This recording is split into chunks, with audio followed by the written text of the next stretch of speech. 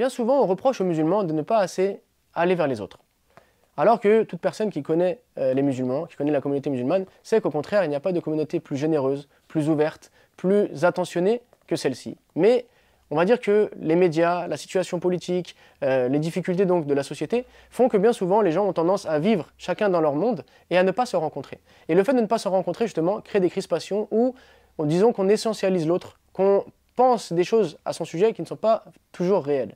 Et s'il y a bien un exemple marquant, c'est l'exemple du professeur Mohamed Hamidullah, qui vivait en France et qui n'avait aucune gêne à aller vers les autres, à aller rencontrer les autres, et donc qui a permis d'enlever justement certaines fausses idées au sujet de l'islam et des musulmans. Et une anecdote par exemple de son livre m'a paru tellement intéressante et tellement riche et surtout inspirante que je vais la partager avec vous aujourd'hui. Donc le professeur Mohamed Hamidullah écrit « La grande mosquée de Paris est une attraction touristique. Des milliers de gens viennent la visiter tous les jours, y compris des nonnes et des moines. Un jour, alors que je m'y trouvais, j'aperçus une nonne plutôt perplexe, puisque le guide officiel était absent et c'était la première fois de sa vie qu'elle venait, et toute seule, pour voir une mosquée. Je me suis avancé vers elle et lui ai dit « Ma sœur, si vous voulez visiter la mosquée, je suis à votre disposition pour vous en faire un tour. » Quelques jours plus tard, je reçus une lettre de la mère supérieure de son couvent, qui non seulement me remerciait d'avoir aidé la nonne, mais aussi me priait poliment, si j'en avais le temps, et si je n'y voyais pas d'inconvénient, d'aller leur rendre visite au couvent, et d'y donner une conférence sur l'islam à l'intention des nonnes. Naturellement, j'ai accepté volontiers cette invitation.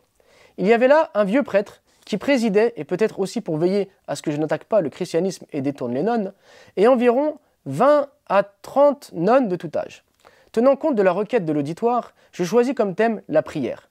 Je mis l'accent particulièrement sur la signification symbolique des positions qiyam, rukur, sajda, tahiyya et récitation des paroles de Dieu, à savoir le Coran.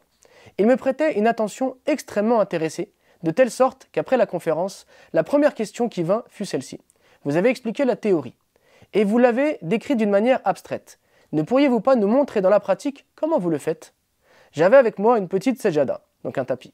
Je l'ai étendue devant eux, et je me suis mis à réciter les formules en français. Après une série de questions et de réponses, l'abbé proposa de me faire un tour de l'immense bâtiment et du jardin du couvent.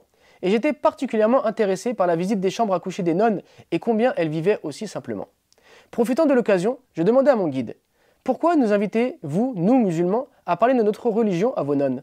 Imperturbable, il répondit calmement « Le pape nous l'a ordonné. » Il restait encore une demi-heure avant l'arrivée du bus qui devait me ramener chez moi. Et je demandai à la mère supérieure si cela ne la dérangeait pas que je fisse ma prière du Asr en un coin du couvent. Elle n'avait aucune objection à cela, et la nonne qui avait visité la mosquée en ma compagnie vint me montrer une petite salle. À l'aide de ma boussole, je déterminai la direction de la qibla, et étendis ma sejada, et attendis qu'elle m'eût quitté. Mais elle resta sur place, et s'apercevant que j'étais encore un peu perplexe, elle me dit « Cela vous ennuierait-il que je fasse avec vous la prière à votre façon ?»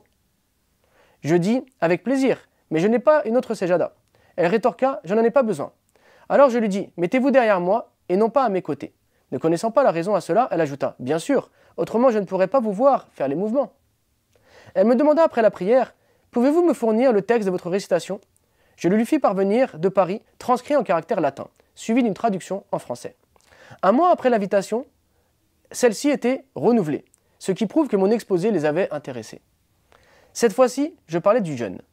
Ensuite, je me retirai pour la prière du Asr. La même nonne m'accompagna, et avant que je n'étende la sejada, elle commença par dire « Bismillahirrahmanirrahim, Alhamdulillahi Rabbil Alamin ». Elle avait appris les versets par cœur, et cette fois-là, elle récita, comme l'aurait récité n'importe quelle musulmane, la prière musulmane. Après la prière, elle me dit d'elle-même « Ne pensez pas que je fais cela secrètement. J'ai obtenu la permission de la mère supérieure, qui après avoir reçu l'assurance que je resterai chrétienne, m'a demandé l'autorisation, pas seulement quand vous venez, mais même en votre absence, et je prie alors 2 fois par jour, selon la manière de l'islam. La raison en est que bien que nous aussi, nous ayons nos prières, nous ne faisons que chanter les louanges à Dieu, alors que vous, non seulement vous louez Dieu, mais vous démontrez effectivement votre soumission à lui, en vous prosternant devant lui. Cela manque dans nos prières, et cela me touche profondément. Des récits comme cela, il y en a des dizaines dans le livre du professeur Hamidullah. Et ce que ça montre qu'il faut aller vers l'autre. Car lorsqu'on va vers l'autre, l'autre apprend à nous connaître et il va découvrir donc des choses extraordinaires chez nous. Car si nous avons un patrimoine spirituel extraordinaire, ce patrimoine est adressé à l'humanité. L'islam est une religion universelle, une religion qui répond aux problématiques de chaque peuple, dans chaque pays, dans chaque contexte, dans chaque moment de la vie. Et donc, si on reste dans notre coin, les gens ne pourront pas découvrir les merveilles que nous avons à leur exposer.